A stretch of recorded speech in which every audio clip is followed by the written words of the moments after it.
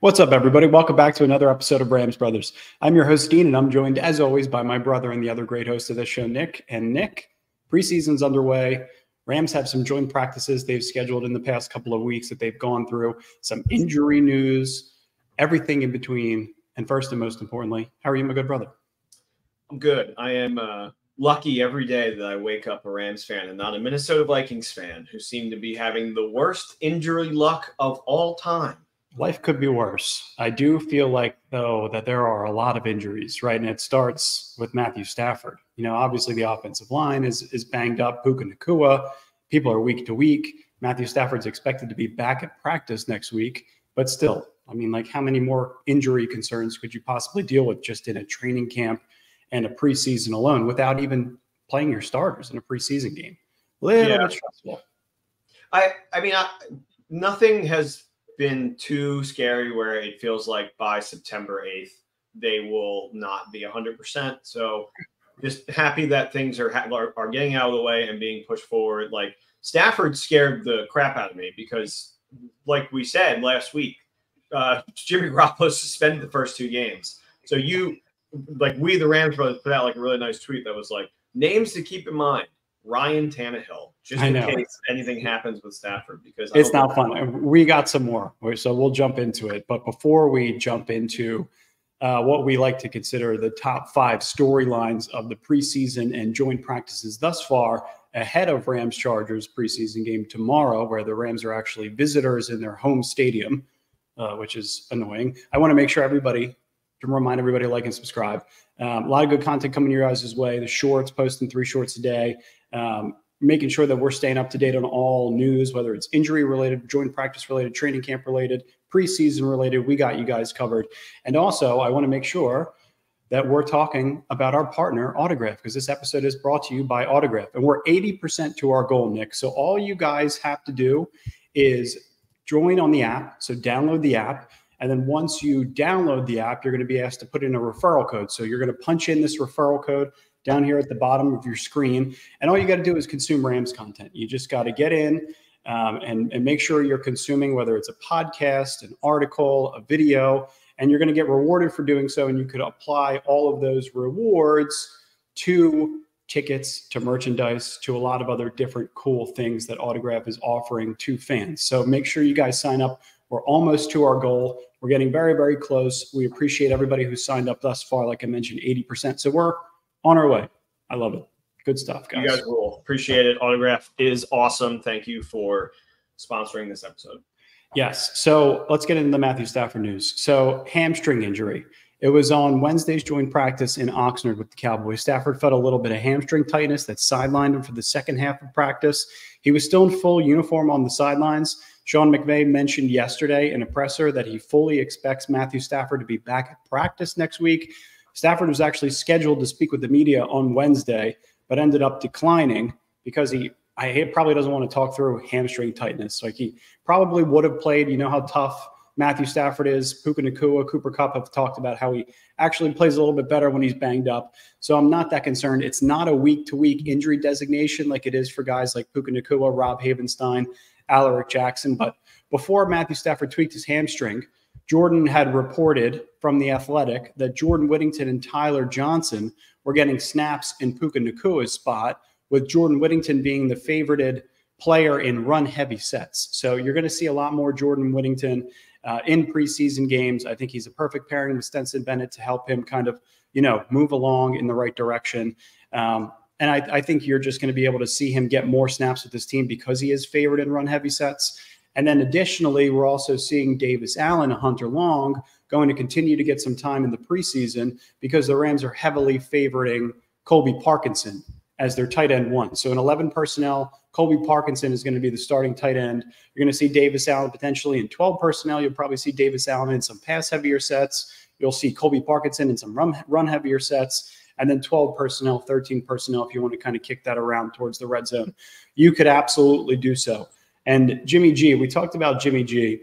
I think it's so interesting, because 49ers fans are always in our mentions. You guys are stuck with Jimmy G. This is horrible. But it seems like the reports from training camp are that he's extremely happy in this situation.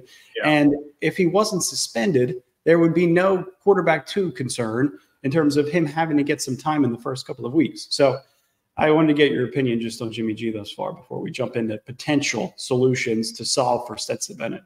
It's just funny that all the 49ers fans are like, oh, you're stuck with him. Meanwhile, 2, 3, 4 years ago, they're telling me that he is the quarterback of the future and he's all you need to win a Super Bowl. So what is it? Which is it?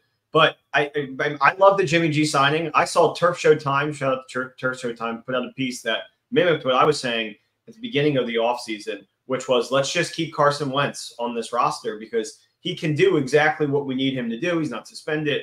And, then you have somebody, worst case scenario, that goes down that you can trust to run this team. He did it against San Francisco. Hopefully he could do it again in week 18 last year. But lo and behold, now he's probably going to get a Super Bowl ring with the Chiefs at some point.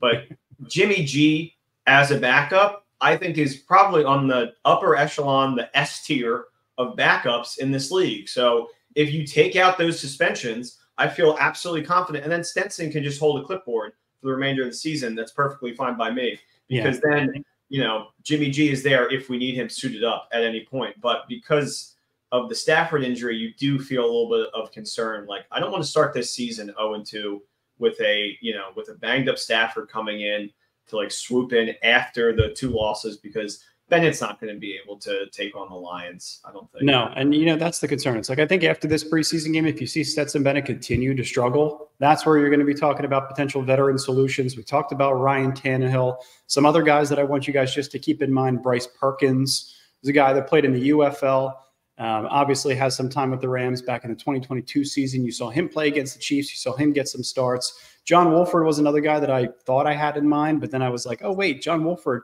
had an invitation to come back to the Rams. Right, turned it down. Yeah, absolutely not.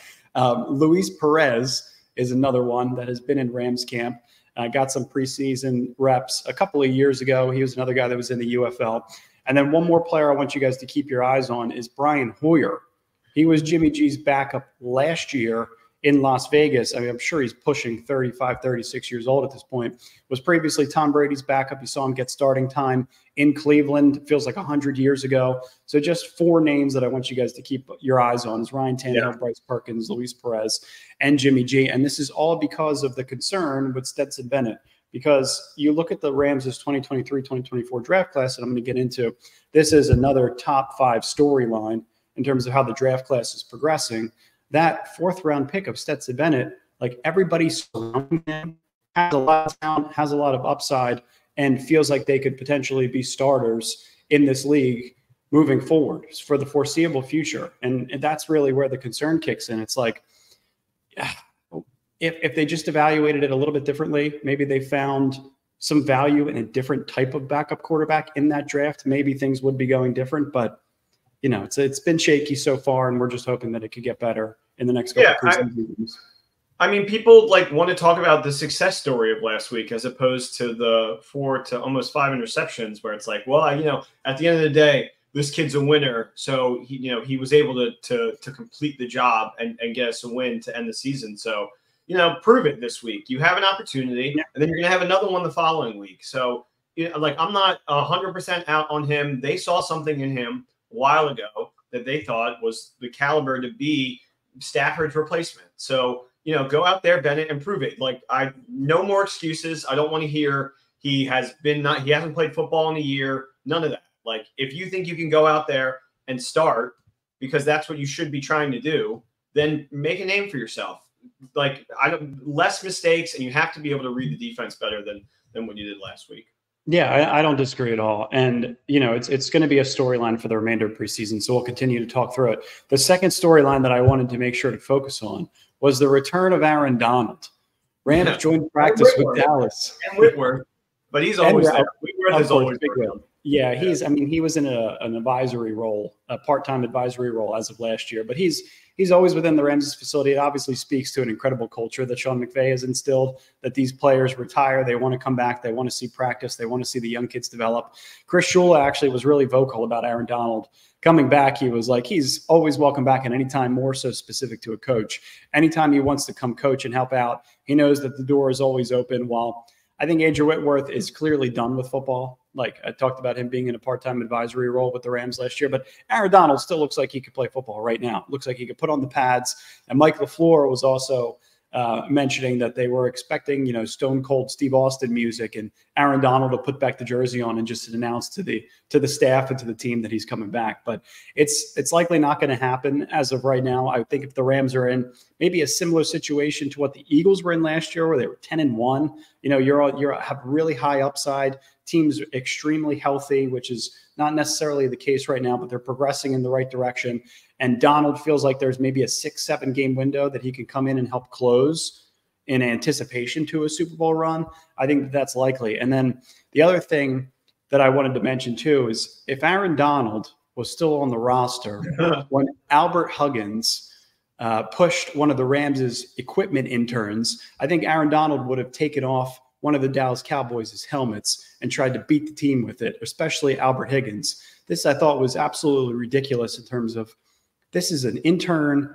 Why? Like there's absolutely no reason. Just imagine yourself in that position. I probably would have thought like, oh, all right, I'm in the game. Like let me get back up and try to get in the scrum. But I mean, it just for this kid, it looks like it's 170 pounds soaking wet. Heavy fine coming, I would imagine. Just a situation. That kid's not going to see any of the money fined either, too. I mean, like, you know, he's fine. He got pushed down. Like, he'll be okay. You know, he's coming at him with everything he has to make the play, and then, you know, another body is there, so he just pushes him down. It's unfortunate, but yeah, I mean, if Aaron Donald was there, he would absolutely have probably made a big deal about it. With Donald, though, I saw McVay had an interview with, and I'm not a huge fan of this pod, but PMT, the big cat, and yeah. And he was like, he said that Donald had texted him about the joint practice with the Cowboys, and McVay's like, oh, you know, I lit up, and I was like, oh my gosh, like maybe he's coming back. But he then went on to talk about how he's such a like man amongst men that when he says, like, you have to take his word for when he says, I'm done, I'm done. Yeah. So I'm not going to be over here, like, pushing him or, like, trying to get him to kind of come back in any sort of way, because I don't think that's, you know, viable. When he said he was done, I believe that he was done. He gave everything he had to this game, and now he's probably missing it and just wants to be around it more so than being in it. But it's, you know, it's like both of us have a younger sister. I mean, I'm sure you saw this with me. It's like you see them doing something fun that you had used to do, and now you're kind of grown up, and you're like, I can just be around it, you know? Yeah, just for a day. Just watch you play Pong, you know? I don't have to make a throw. Well, maybe it's a celeb shot, but yeah, celeb shot. Yeah, well, that's, I mean, Aaron Donald, it would be a celebrity shot in the playoffs, right? Where there's a potential run on the table where the whole team, the whole staff feels like the team could potentially make a run towards a Super Bowl. But like, yeah, I mean, that's what's so interesting. I just think that he has other aspirations. Like he wants to go into acting. He wants to be The Rock. He was on Hawaii 5.0 or whatever, Hawaii 5.0, like in 2017 when the team went to Hawaii. Andrew Siciliano was just talking about it. He's really close to the team. I don't think Donald has any aspirations to get back on the football field. When he says he's full, he's full. So, but like this also, I think it transgresses into a lot of different things, right? And a lot of that is related to the rookie class this year and the draft class as of last year, right? Because this is what the draft class looks like this year. And just in going through this, I was looking at maybe potential 15 legitimate starters across the 2023 draft class and the 2024 draft class. In 24, you're looking at guys like Jared Verse, Braden Fisk, Blake Corum, Cam Kitchens, Josh Carty, Jordan Whittington, Tyler Davis, who you could see potentially taking over for Bobby Brown III next year. You could even look at Bo Limmer starting inside one day. And then when you look at the 2023 draft class, Steve Avila, Byron Young, Kobe Turner, Puka Nacua, Davis Allen, Ethan Evans, they're all bona fide starters. And Warren McClendon is having such a good camp in preseason. He's trending towards eventually taking over for Rob Havenstein once he eventually decides that he wants to hang it up. So I'm counting 15 players across the 2023 and 2024 class. This is a little bit optimistic, but they all look like they could play at this level. 7 offensive players, 6 defensive players, 2 special teamers. You needed a punter and a kicker. You got one in Carty and Ethan Evans. Yeah. And only 1 first-round pick amongst this entire group. 10 of the 14 picks in 2023 were in rounds 5 through 7. So like this is a front office that has built this team for success far beyond this season between these two classes. And I think that's the reason why Aaron Donald wants to be in the building. It's like, I want to see these kids develop. I was here for 23 when you brought in all these kids that I helped develop. Right. And now I want to see the new class that you brought in, the first round pick since I was 3 years into the league. So yeah, I mean, that's what's so exciting about Frisk and Verse is that it's like we finally are able to bring in like outside of free agency, like top end talent from the draft class, which is like, I mean, that's not to say that Puka wasn't that last year, but I think him coming here was one of the reasons why he became such top end talent, because McVay and Snead and all the other positional coaches know how to use him and get the best out of him. You know, if he went to Chicago last year, I mean, he wouldn't even be close. Know who Puka Nacua is. There's nothing against Puka. It's just he excels under this regime, much like how all of these guys that were drafted low can excel in this regime. But I do think you did mention all of those players. Why don't you flash that back up for me one more time? I want to point out one player that I don't think has the chops to play in the league right now. Round 4, pick 128, QB. Fair. The preseason is going to tell a lot. And, you know, if you have to bring in a Ryan Tannehill, then you have one of the better quarterback rooms in the NFL between Stafford, Jimmy G, and Tannehill. And Stetson, like not even showing it's like up there with like Kenny Pickett, where it's like, okay, we have this guy, but now it's like nobody would even want to pick him up. You know, it's like we're the only one that's just completely invested in him at this point because there is no market for him right now. The only reason I say Tannehill too is because John Streicher came over as a game day coordinator. So he's going to help McVay in certain situations. And he was in Tennessee with Mike Vrabel when Ryan Tannehill was the starting quarterback. So there is a connection there in terms of just game management.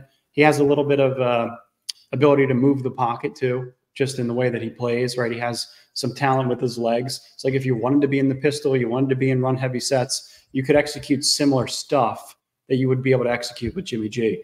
But then another storyline that I wanted to make sure that we chatted about briefly was the signing of Carlos Watkins. So he's going to be a rotational depth player. And this is all because we talked about injuries. There's a lot of injuries on just specifically the offensive side of the ball, but even the defensive line, the depth is starting to get banged up a tad. Jared Verse had a scare in joint practices. He had a scare on Wednesday against the Cowboys with his shoulder on a holding call. I believe it was Tyler Guyton who knocked him to the ground. But Laurel Murchison has a hurt arm. Dejuan Johnson has a hurt lower leg. And Johnson was in a walking boot as of Tuesday's practice. So Murchison hurt his arm during Sunday's preseason game, and he didn't return to the field. So you need a little bit of preseason depth. Carlos Watkins, he began his career as an edge rusher. He eventually moved inside more frequently as he got a little bit older. He's going to be 31 in December. He was drafted by the Texans as a 4th-round pick in 2017, spent time with Dallas, Arizona. And he's preseason depth, like I mentioned. I think he's likely a practice squad player. I would compare this to, you remember the Connor McDermott signing as of this point last week for the offensive line? Similar things. You got some depth that's banged up. You need to be able to bring in some guys that can help facilitate practices, can get through joint practices, and can play through the preseason. So yeah, I mean, he started his career as an edge rusher and eventually moved to inside. So I mean, he's going to be 31 in December. So it's somebody that you can kind of like, Shula can get in there and figure out exactly what he wants to do with them. And I know all the fans are asking for more edge help. So, if there's an opportunity for him to get back out there and like kind of pivot back to edge, then I'm sure they're going to explore that. So, it fits in the same category as a guy like Michael Hoyt, right? A guy that has inside-outside versatility who could be a 100%. Rotational edge rusher. Yeah. And hopefully, they can get the best out of him, and maybe we don't even see him. But for right now, I think it's a smart move. I agree. I totally agree. And the other thing I thought that was really fun, this is the 5th storyline that we want to talk about today, was Sean McVay is going to be in the coaching booth, which he's going to be talking with Big Wit, Mina Kimes, Andrew Siciliano, essentially broadcasting the game tomorrow against the Chargers, and Aubrey Pleasant is going to be calling the shots tomorrow against Dallas. So McVay was talking about how he's going to go through all the routines, the coin toss, the game preparation, calling plays. He's going to be doing it all. I was looking back at his history because I thought he was primarily a defensive guy. But when you go back to the Washington days, Aubrey Pleasant and Sean McVay's paths crossed repeatedly. So there's a ton of trust there. When you go back and look at, he was fired by the Lions in the middle of the 2022 season, and he finished the year as an offensive consultant for the Green Bay Packers. So he does know offense. He returned to the Rams in 2023. They go, like I mentioned, they go all the way back to the Washington days. And I think this also gives Aubrey Pleasant an opportunity to be able to kind of showcase himself as a potential head coach one day. He was already Sean McVay's assistant as of this year, and is a defensive backs coach as of right now also, alongside of being the assistant of Sean McVay. So you could imagine we would expect him to inevitably be a head coach, considering the trajectory of some of these guys, whether it's Chris Shula next year leaving to be a head coach, if he has a great year as a defensive coordinator. Aubrey Pleasant's probably the favorite to take over as a defensive coordinator.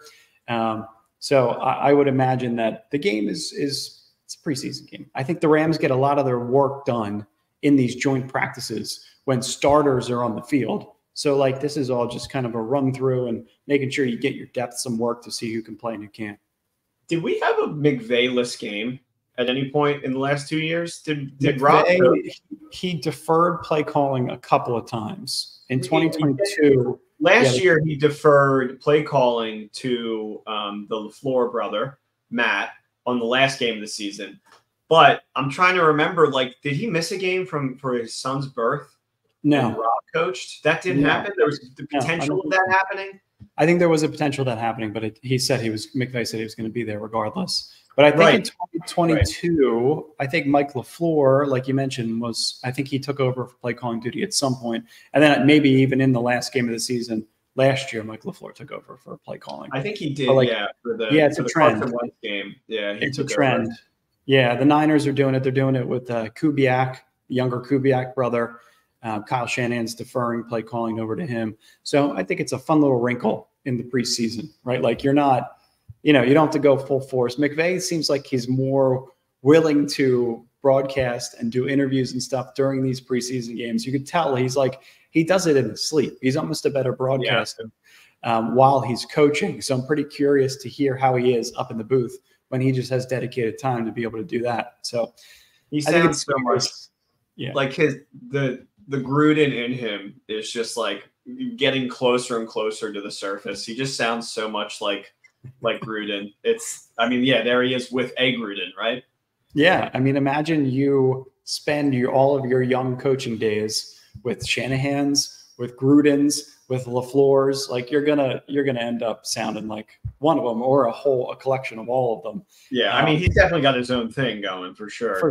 For sure. But I think it concerned a lot of Rams fans because they were like, I don't want Sean McVay in the booth. If he has a great booth, debut and he does an incredible job, then, I don't want him to have to move away from coaching again. But he's fully committed. He's not going anywhere, especially this season, next season. So everything is fine. I think we got him until at least a whole nother quarterback. Like, I think he'll want to be there to, like, prosper another quarterback through the Rams season. And, I mean, I don't want to talk about it like this, but the way that they structured the Stafford deal, it's almost like if things don't really work out well this year and you want to move on and find something else, we're going to give you that opportunity. So, I mean, they could be in the position where they want to give away draft capital and players to kind of go out and get a first-round pick to get a quarterback next year or something. Yeah, you never know. No, I know. You're right. But like I don't see him leaving after Stafford leaves because I remember that was his thing. He was like, well, after Donald and Ramsey and Kupp and Stafford get out of here, that's probably when I'm done. I don't believe that for a second anymore. Yeah, I mean, I think you would have to see Stafford, Kupp, Donald, Ramsey, and also the front office all be gone for Sean McVay to be gone. So I really don't think he's going anywhere. It's just an opportunity to stretch a different muscle and to enjoy broadcasting up in the booth with his longtime friend, Andrew Whitworth, and also Andrew Siciliano, who's been covering the Rams since the beginning of the Los Angeles days, who Nick and I saw riding his bike on his way to Uncle Bill's in Hermosa Beach. So we love Siciliano. Yeah, we saw I saw him in Trader Joe's one time as well. And I also saw me and Dad saw Fossil, their first season. Bones. Yeah, Bonesy. First season, our special teams coordinator at Uncle Bill's as well. Oh, that's awesome. Yeah, Uncle Bill's is a magical place. It's where I went after I got engaged. We went right to Uncle Bill's. That's awesome. That is that's what we got for you guys today. That's 5 big time storylines coming out of preseason, coming out of joint practices. Just want to remind everybody the autograph promo. This is the promo code, the referral code B1B3F930. You plug that in once you download the app, and you guys have full access to the incredible autograph interface and everything Rams content related. You could obviously consume our content, but then all the other Rams content creators are on there as well. So it's a good opportunity just to spend a little bit more time, try to get rewarded for just being a Rams fan. And we don't know what's going to happen after this preseason game. We're going to try to get an episode in as soon as possible, but we got a couple of conflicts. So just wanted to make sure we got out today.